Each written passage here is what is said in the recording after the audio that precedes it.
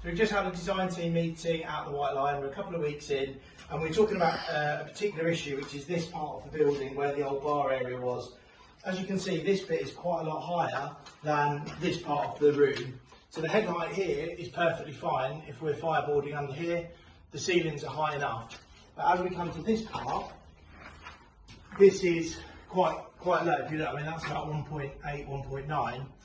So the initial plan was to pecker out this slab, but what we're worried about is, from an engineering point of view, is how far down can we go before we then risk a collapse into the cellar.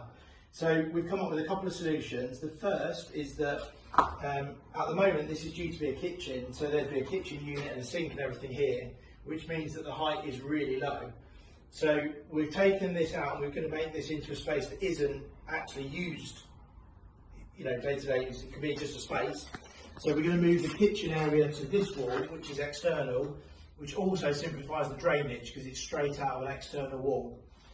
And then on this side we've got a couple of options. We can either we can take it down a little bit, so we think we can almost certainly take it down about halfway, and then we're going to propose to building control that we build this area into then a corner seating booth so that people can sit in here and the ceiling height isn't an issue.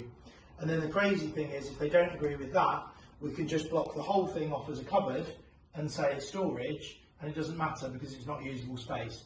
Now what we want to do ideally is give people that live here as much space as possible to enjoy the area. So a seating booth is our preferred option, but there's a couple of ways to get around this problem. This discussion has probably saved 20, 30, 40,000 pounds worth of work, so it's been well worth getting people on site.